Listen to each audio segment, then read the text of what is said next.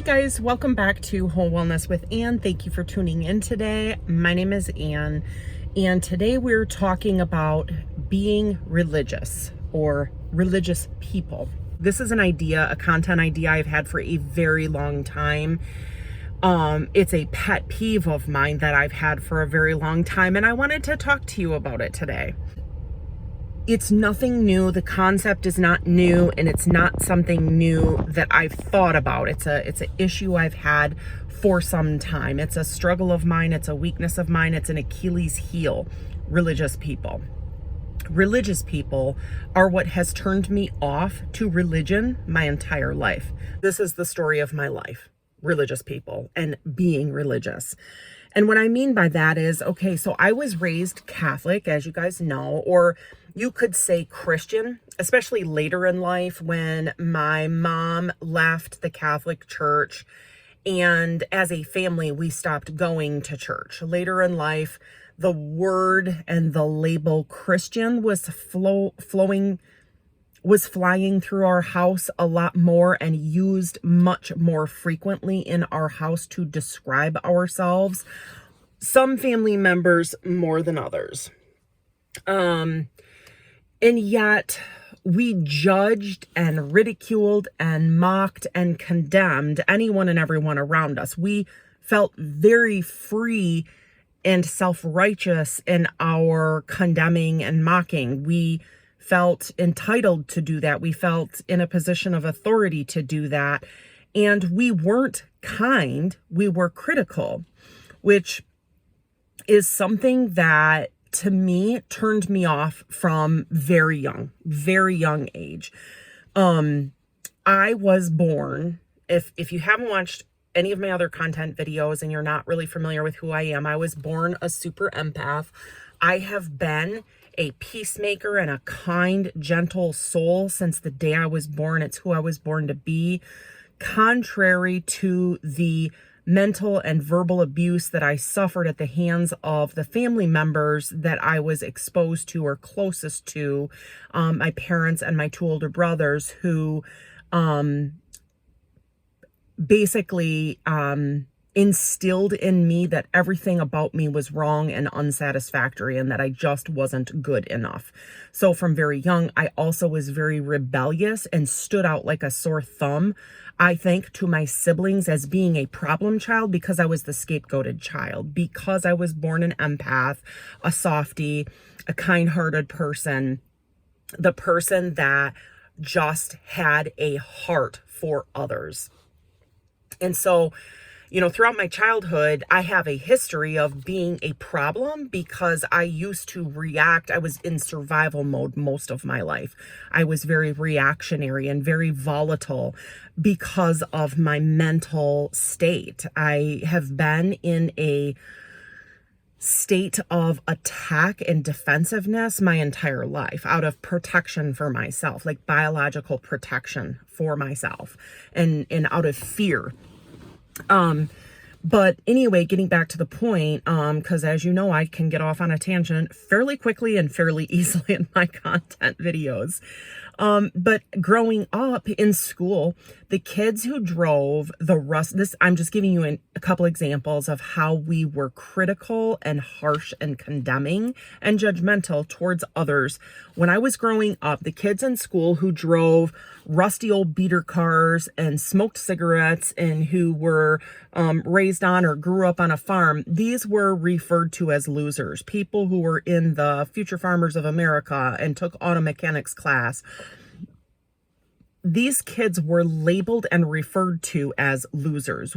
In our home, we called them the losers. This is so humiliating to even admit to.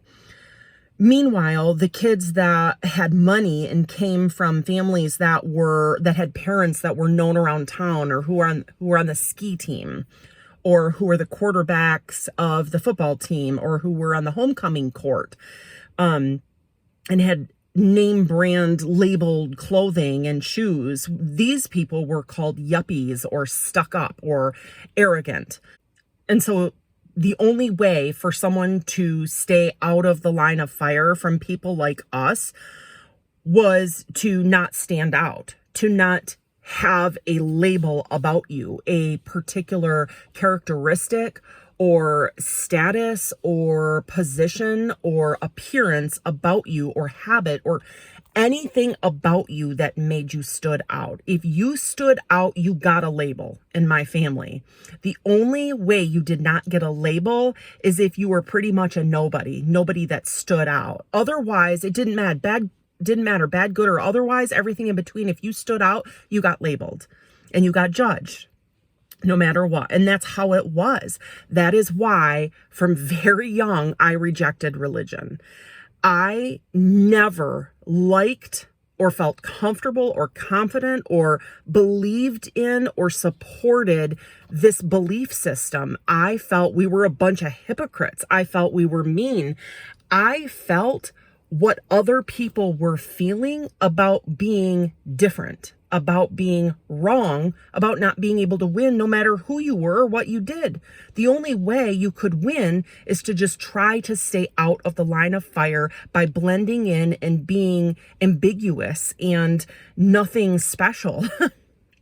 To say it succinctly, I couldn't have told you back then, but I definitely felt it. I just couldn't articulate it because, as you know, ever since I got counseling a couple years ago, the blinders have blown off. All of a sudden, I have this awareness and I can articulate and put into words what I've been dealing with my whole entire life now that I understand and can wrap my head around it. I was absolutely disgusted and embarrassed to be associated with my family members when I was growing up because of this behavior. And it also was what steered me clear from getting involved in any kind of religion, because not only did I get it from Catholics, from my upbringing and extended family members, but I also got it from Christians and Baptists in college and so on and so forth. Like, I got the bad vibes from most religious people in some form or fashion. And today it's the exact same. Nothing has changed. This is one of the biggest struggles I have in the current day, is now that I'm aware, I'm looking around at my family members going, what is wrong with you people? Don't you see how hypocritical and how unkind and how selfish and how judgmental and how heartless you're behaving? Some of the comments they make are cringy to me. They make me kind of retreat back into myself like a turtle and go, ouch. Just by way of an example, one of my younger brothers, in jest, whenever a topic comes up that might be considered what I call high octane, which is another phrase I use for controversial. Anytime a topic like a news story or anything comes up in conversation, he goes, oh, you better be careful. Don't judge. Don't judge. He says it in a tone that is marked in mockery for towards those of us who stand up for or call out unkind, inappropriate, rude, and disrespectful remarks and behaviors towards others. He's mocking the don't judge. He's very obviously mocking. As though he's the only one that is authorized or has the right to judge others. As though it's perfectly okay for us to judge and condemn and ridicule and criticize others, instead of what the Bible actually does say, where it actually says, and I wish I was a Bible thumper and could give you the verses, but if you know the Bible, you know it says, do not judge lest ye be judged. And it says, before you pick the thorn out of someone else's eye, pick the thorn out of your own eye. We are all with sin. This is what the Bible says. I do read the Bible. I study the Bible. And I call myself a child of God, but I don't label myself a Christian because of the association and reputation. My point being is that my brother, it doesn't matter how kind or gentle you are with him. We're all sinners. He's a sinner. But yet he doesn't look in the mirror and condemn himself for his own sin. He doesn't sit there and go, oh yeah, you guys, I looked at porn the other day, or I cursed at the waiter because he brought my food cold, or I'm sitting here judging someone else and calling them names and being very unkind and very ungracious and very unforgiving. He doesn't look in the mirror and call out his own sin, but he feels freely justified and self-righteous in his own judgment of others. We are all sinners. This is the big point, is that it doesn't matter. And then if you point out to him, as I have in the past, about his attitude or his behavior or the error of his ways, he attacks you and lashes out at you and throws it back at you tenfold. I mean, it is like, you better run and hide, because he's done it to me several times. He simply cannot handle being called out, because he had an ex-wife who made an absolute fool of him throughout their relationship, and he never got counseling or healing from that. It's a long story. I've addressed in a couple of videos prior to this one before. I haven't really got into a lot of detail about it, but he is living his life and has lived his life in the last several years as defensive as I've ever seen anyone live their life. He is a woman hater in general, I believe. And at first glance, with small talk and lighthearted conversation, he is a great guy. But any sort of intimate conversation that you might possibly have with him, he gets extremely defensive and extremely angry and extremely harsh about, especially if he's being called out by a female. I have noticed a marked difference in his receptiveness to listening to anyone that is female. And so he would prefer if you called yourself a Christian and labeled yourself as such, and then behave and act in the same manner as him and share his political beliefs with him. That is what he would appreciate and prefer from everyone around him. He wants everyone to agree with him. That's his preference. He is what I would call, and what the Bible calls, a fool. He is very unwise, because he doesn't listen, and he doesn't hear, and he doesn't ask for clarification, even if you address him or talk to him in love. He just does not care. But he's not alone. Most of my family behaves in this manner or similar. I mentioned in a prior video just the other day about my sister texting our sibling group text thread about how she didn't want the hospital or hospice or anybody from the medical team that was helping to care for my dad, who recently died, to get her personal information, which I respect. She has every right to request that of us.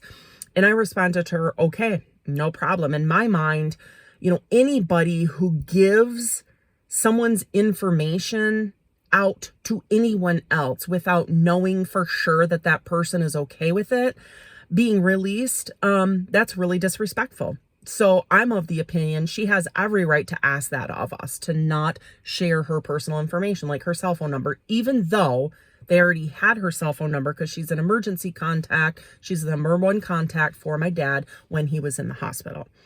I digress. She had went on and on and on into the afternoon and well into the evening with texts, probably 5 texts by the end of it, by the time it was all said and done, using extreme words like never, ever, how she never, ever, ever wanted anything to do with any of them or anyone connected with them ever again for the rest of her life. These are the exact words she used. She was extreme in her texts, instead of just simply asking to not share her personal information and us saying, okay, no problem, gotcha, blah, blah, blah. She went on. And then it wound up turning into a big joke with my brothers. I stayed out of it. I had just simply responded, okay, no problem. But these are the people, the medical team who cared for my dad, the hospice team. These are the people who cared for my dad, who worked tirelessly to care for him, shorthanded as the hospital was and the medical team was, who tried to help him heal, to try to balance his medications, to try to get him answers to his questions, to try to rid him of his pain, to try to make him comfortable in his last weeks and days and hours, right up into his very last breaths. These are the people that were helping us every step of the way, and my dad, who was suffering and dying in the hospital. And my sister wants nothing to do with any of them or anybody connected with them for the rest of her life. So I have one question for her. If she gets stabbed in the middle of the night while she's walking down her neighborhood street, does that mean she doesn't want anybody to call 911? This is where we're going with this logic. Let's think logically about this. The very people who cared for my dad. Now, I do understand that grieving affects people differently, and this could be my sister just lashing out at the medical team for not being able to save my dad, perhaps. But it's been 3 weeks since my dad died, and this is the worst I've seen my sister behave. And I don't believe for 1 second that it's her grief, because she had some very strong opinions about the medical team prior to my dad dying that have, she is entitled to her opinion too. I just got to interject that there. But the reason that I don't think this was grief talking is because the reason she texted this is because the hospital called because they wanted to mail her a sympathy card and a packet of resources for grieving families and such. Now, okay, if you don't want to give your address out, you have every right not to. And she could have simply said, no, thank you, though, I appreciate it. Or she could have asked the family if we would like some of the resources, gotten a phone number, given it to us, and had us reach out and provide our own addresses to get this mailing packet or sympathy card or something to that effect. She could have handled it a million different ways, but she got angry. She lashed out about the medical team and hospice, who was put in place to make a dying person pain-free so that they could pass on pain-free and not suffer. So I feel sorry for my sister. She does not seem to understand that my dad had choices in life. As I mentioned in prior videos, my dad was not healthy when he died by any stretch, obviously. He had not been healthy almost his entire life. For one, he had been a smoker for about 40 years. He was grossly overweight. He had been a diabetic. He had cellulitis in his legs. He had neuropathy. He had COPD. He had congestive heart failure. He wore a catheter because over a decade ago, his bladder failed. When I say he wasn't healthy, I'm surprised, honestly. Being real, entirely real, I'm surprised my dad made it to his 78th year. He didn't quite make it to see 78, but holy cow, for all those conditions and how poorly my dad took care of his body and the lack of exercise and different choices he could have made about his eating habits, oh my gosh. And my dad was also a 24/7 coffee drinker. He never drank water. He never drank, healthy drinks. It was 24/7 black coffee. That's all he drank. No wonder his kidneys were failing. My dad would never change, though. He could have made different decisions throughout his entire life, decades ago, about his health, his weight, his organs, but he would never change. I've mentioned that before. You know this already. This is nothing new. I'm not telling you anything different. My dad would never change. Not his eating style, not his lifestyle, not his behavior, nothing. My dad didn't need to change. He never saw it as necessary.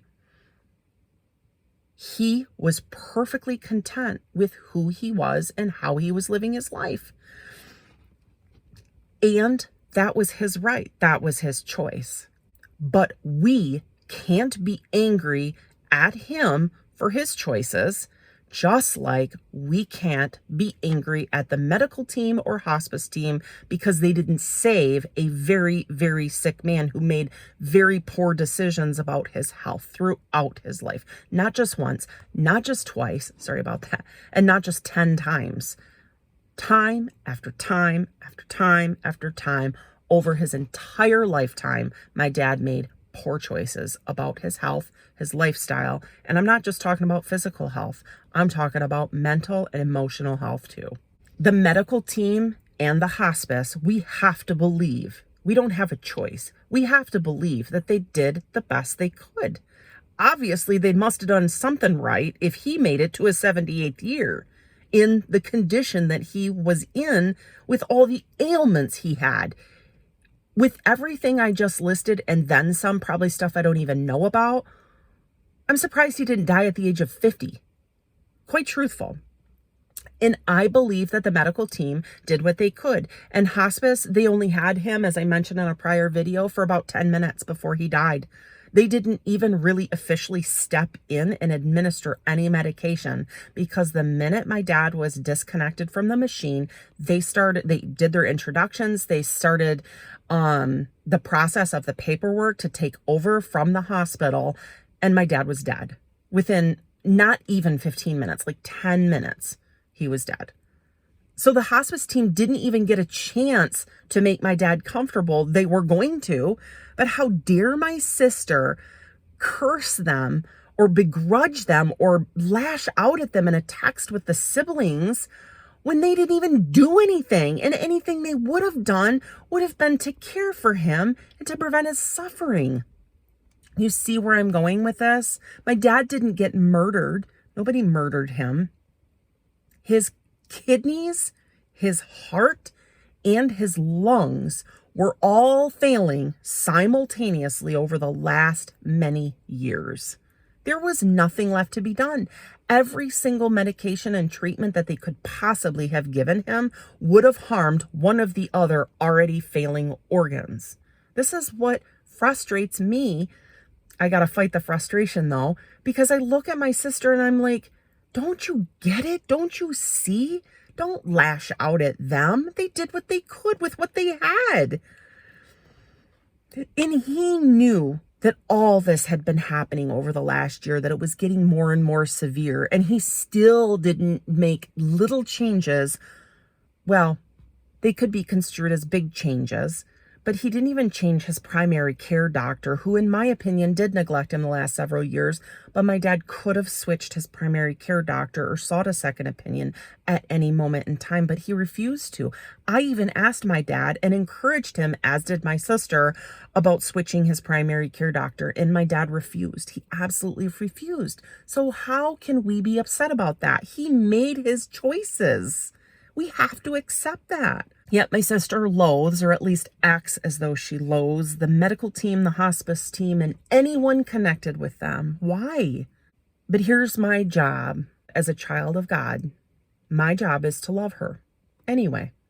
My job is to love my younger brother anyway, despite their horrible and unlovable behavior. Even if I have to keep some distance from them when they're behaving poorly, even though I may still have to set some healthy boundaries with them, even though I may have to walk very carefully when I'm around them, I'm still to love them. Despite all my own faults and my own sin and my past of lashing out and being in survival mode and dwelling on my abuse, and through how I interact with every single person that I come into contact with and every single person that I might touch through this channel, the Bible's very clear about what a Christian's job is, what a child of God's job is, what our purpose is, and what our message is while we are here on earth. God gave us the gift of life in this beautiful world that he created for us, but he also gave us a job to do while we're here. And our job is to spread the good news, to bring people to the Lord, to teach them how to be faithful, to be there for them in their time of need. How can we do that? By mocking them? by condemning them, speaking foolishly about them, and hastily and angrily and hatefully and bitterly? Is that what the Bible teaches? Is that what we're supposed to do? Absolutely not. Absolutely not. In fact, most people that I know that hate religious people do so for a very valid reason. Because religious people have a very bad reputation. Christians have a very bad reputation. They behave horribly on the whole.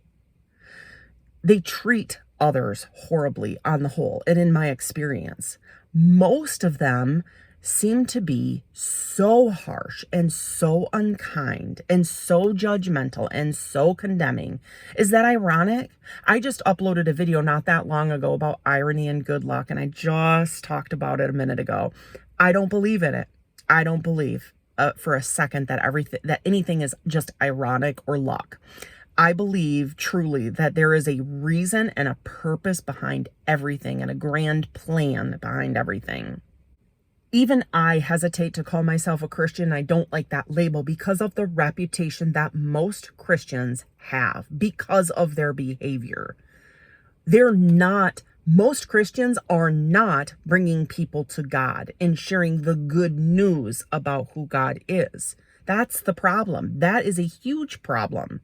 It's also a major warning for those of us who are believers and who are children of God, that we need to stop what we're doing. We need to stop behaving in a manner that is driving countless numbers of people, insane numbers of people, away from God in the opposite direction. We have to do what we were told to do, which is live as Jesus lived, period. We have to sit with the sinners who are just like us, sinners, contrary to popular religious belief. We must break bread with them, fellowship with them, bump elbows with them, and share the love of Christ. We have to sit next to our Judas and extend to him or her Jesus's love. And if you don't know who Judas is, he was one of Jesus's closest friends. They call them apostles, if you're not familiar with the Bible, and who betrayed Jesus, not just betrayed him, but betrayed him badly. So badly, it's even hard to contrive, honestly, in this day and age. We think we're so wronged by the clerk that snaps at us in the grocery store, or the dude that's driving behind us and honking at us on the highway because we're supposedly driving too slow, or the person that steals our parking spot. Imagine being turned over to the government, wherever you're living, wherever your government is, whatever authority is in the area where you live. Imagine being turned over to them, being accused by one of your best and closest friends of doing some heinous wrongdoing and being hung for it by one of your closest, dearest friends. But first, of course, before you're hung for that heinous false crime, imagine you're tortured first. Imagine you were tortured. You were strapped to a post and you were whipped with whips that had thorns on them. That's what happened to Jesus.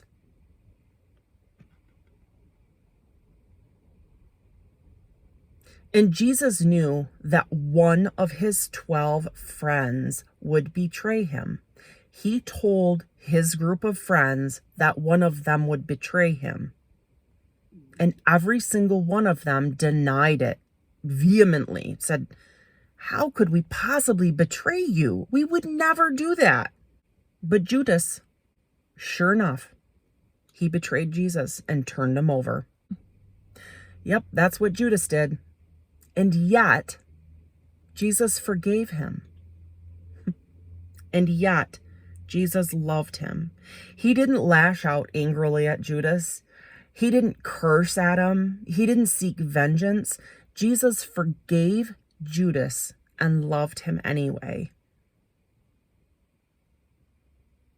What does that tell us about what our job is, regardless of what label we give ourselves, huh? I don't care what label you give yourself. I'm certainly not going to call myself a Christian, though, but I'm absolutely a child of God. And I hope you guys take care of yourselves. Thanks for tuning in. See you next time. Bye.